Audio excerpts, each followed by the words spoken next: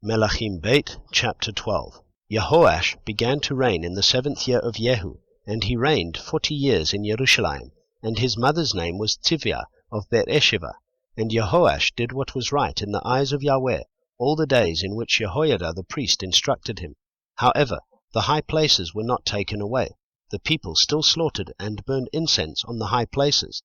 And Jehoash said to the priests, all the silver of the set-apart gifts that are brought into the house of Yahweh, the silver coming over, each man's assessment silver, all the silver that a man purposes in his heart to bring into the house of Yahweh, let the priests take for themselves, each from his friend, and let them strengthen the breaches of the house, wherever there is a breach.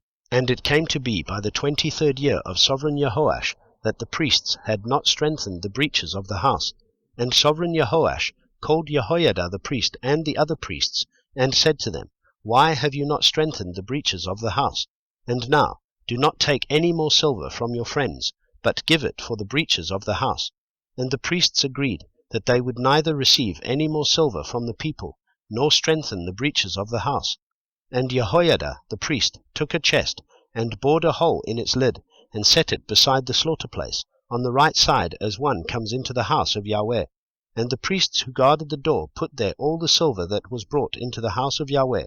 And it came to be, whenever they saw that there was much silver in the chest, that the sovereign scribe and the high priest came up and put it in bags, and counted the silver that was found in the house of Yahweh, and gave the silver, weighed out, into the hands of those who did the work, who had the oversight of the house of Yahweh, and they paid it out to the carpenters and builders who worked on the house of Yahweh, and to the stonemasons and stonecutters, and for buying timber and hewn stone to strengthen the breach of the house of Yahweh, and for all that was paid out to strengthen the house.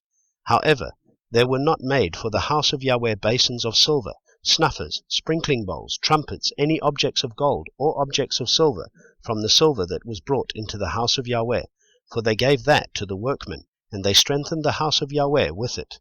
And they did not reckon with the men into whose hand they gave the silver to be paid to workmen, for they acted trustworthily. The silver from the trespass offerings and the silver from the sin offerings was not brought into the house of Yahweh, it belonged to the priests. And Hazael, sovereign of Aram, went up and fought against Gath, and captured it. And Hazael set his face to go up to Jerusalem. And Jehoash, sovereign of Yehudah, took all the set-apart gifts that his fathers, Jehoshaphat and Jehoram and Ahaziah, sovereigns of Yehudah, had set apart, and his own set-apart gifts, and all the gold found in the treasuries of the house of Yahweh, and in the sovereign's house, and sent them to Hazael, sovereign of Aram. Then he went away from Jerusalem.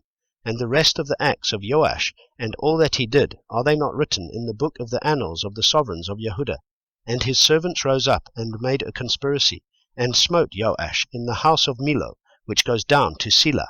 For Jozachar, son of Shimath, and Jehozavat, son of Shomer, his servants, struck him. So he died, and they buried him with his fathers in the city of David, and Amaziah his son reigned in his place.